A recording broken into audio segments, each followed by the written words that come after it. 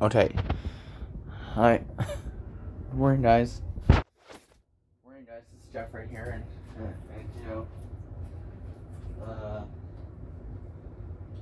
I guess I did finally finish my review last night for the Smurfs on new series 12. All the years I lived with my mom, to now, unfortunately, more recently, it is very unfortunate, but also, very recently, her sudden passing. But anyway, we're gonna do another channel reaction video today. It's disneycember. It is the Incredible Hulk.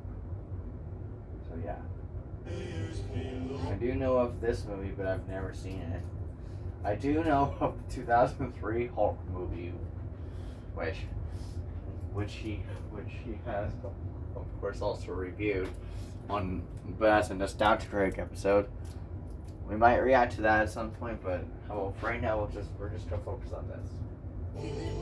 Okay. Go.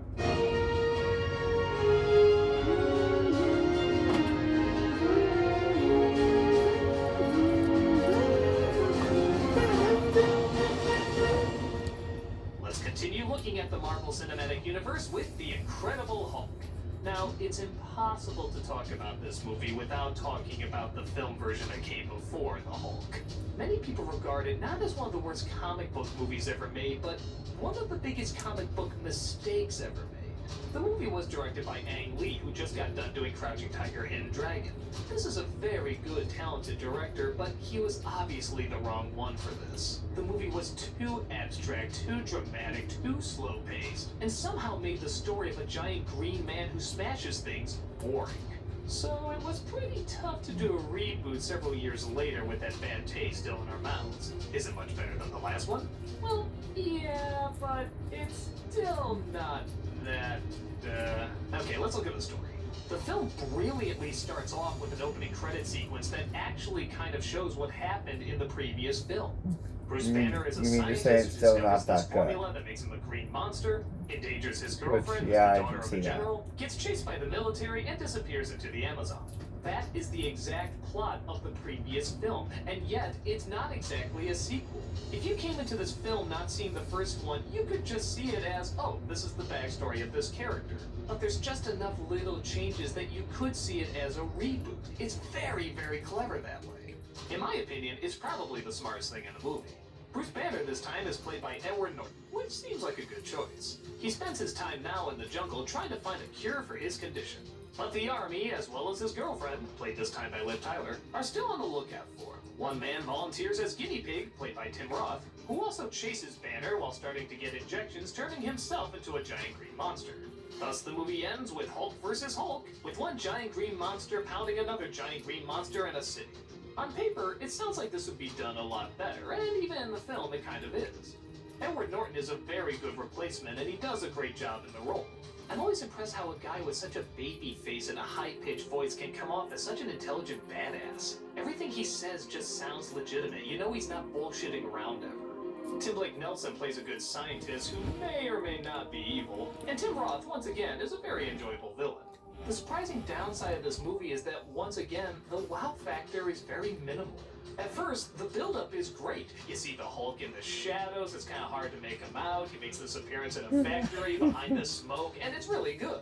But then the more you see of him, the less impressive he seems to be. I mean, yeah, he growls and snorts and jumps around and throws things, but when you think of a Hulk movie, you want to see the Hulk do really cool stuff. Even the first film at least had some scenes where he's throwing a tank and jumping on planes. Here, he's just kind of running around. And I know the argument, shouldn't the focus be on Bruce Banner and his emotional struggle and all that stuff? Sure, but it's still called The Incredible Hulk, and we want to see the Hulk do something incredible. And you just don't see much of that in this film. Even the complicated plan from the villain kinda seems out of nowhere. And I know you can make the argument, yeah, the serums and everything, they're making him crazy, but haven't we seen that a lot of times before? Hasn't it been done a lot better when you see their descent? With this guy, it just seems like, oh, I want to stop him because it's my mission, and now I'm just kind of nuts. I don't know. Javert, he ain't. Hell, even Javert isn't Javert, but that's another story. It also feels like they're setting up some things that now in hindsight don't really go anywhere. Like there's a scene where Tim Blake Nelson gets knocked out and you see him almost kind of go through a weird transformation and you think, oh, what's this going to be? Is this going to be a new villain? Is this going to be a new bad guy? But no, he never appears in any of the other movies, at least not that I know of. On the whole, I guess I wasn't really upset that I saw it or anything. I didn't feel like any time was wasted. It just didn't feel like it was anything that spectacular or even really that interesting. It was the perfect definition of okay. You want to see Edward Norton be okay? You want to see Tim Roth be okay? You want to see the effects be okay? That's what you're gonna get. An okay movie. But again, it's the Incredible Hulk. Why are we only getting okay with the Incredible Hulk? I don't know. I know this movie kind of got panned when it came out, and I don't think it's quite that bad. Like I said, I don't even really think it's really terrible by any means. It's just kind of underwhelming. Once again, though, I have to talk about the after-credit sequence. In this one, you think the movie's over and they're just gonna have a little throwaway joke at the end, but out of nowhere, suddenly, there's Robert Downey Jr. as Tony Stark. This is very common nowadays for Marvel movies, but back then, you never saw this. You never saw an A-list actor from a Marvel movie suddenly come in saying, hey, remember that thing we teased at the end of our other film? We're really fucking doing it. And this is when Robert Downey Jr. suddenly exploded as this big celebrity. So to suddenly see him pop in at the end, not just for a little laugh, but actually say, yeah, we're holding true to our promises, it was actually kind of chilling. People suddenly start to say, holy smokes, are they really doing this? Are Iron Man and a Hulk gonna be in a movie? And if so, does that mean we're gonna get Thor, Captain America, and God knows how many other Avengers are out there? The idea was suddenly seeming possible. So I guess in a very strange way, the most incredible part of the Incredible Hulk was the credits. And I guess you could take that as an insult, but they were done really well. The less I say about the rest of the movie, like I said, it's passable. Not good, not bad, just passable. If you're in the mood to see a Hulk film that's better than the first one, but still doesn't quite reach that level of incredibleness, give it a rent.